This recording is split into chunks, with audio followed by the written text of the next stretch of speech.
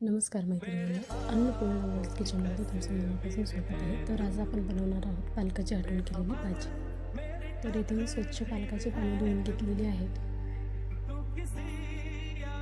चिरून घ्यायचं बारीक, त्याला शिजू घालायचं. त्याच्यामध्ये थोडंसं पाणी ॲड करायचं म्हणजे पालक लवकर मऊ होतो. तुम्ही बघू शकता पालक शिजत आलेला आहे. थोड्या वेळ त्याला झाकून ठेवूया. इथे मी 4 मिरच्या घेतलेल्या आहेत. मिरच्या आणि कोथिंबीर बारीक ठेचून घ्यायची, छान बारीक करून घ्यायची.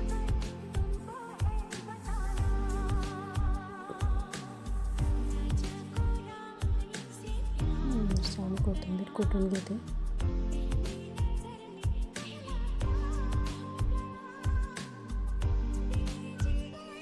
नंतर पालक शिजतच आलेला आहे आपला, बघू शकता.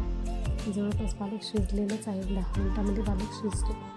तर याला मी उतरून घेते आणि यामध्ये आपण बेसन पीठ घालून याला छान हटवून घेऊया. पालक थोडं थंड होऊ द्यायचं. पहिलेच गरममध्ये हाटलं तर त्याच्यामध्ये गाठी होतात. थोडा थंड झाला की असा व्यवस्थित हाटला जातो.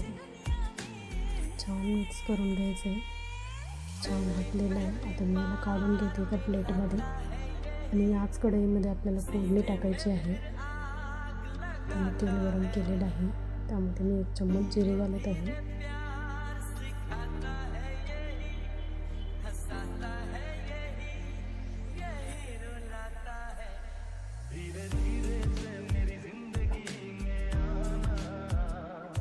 छान गरम झालेलं आहे तेल आपलं.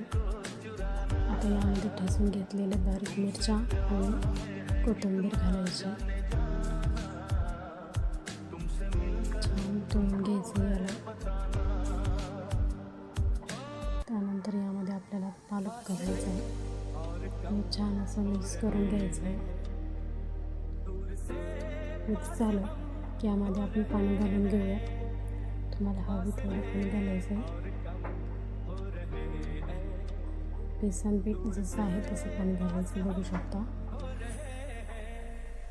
आता यामध्ये मी वेगळं असं एका कढईमध्ये लसूण टाकलेलं आहे. त्याला छान याला वरतून आपल्याला तडका द्यायचा आहे.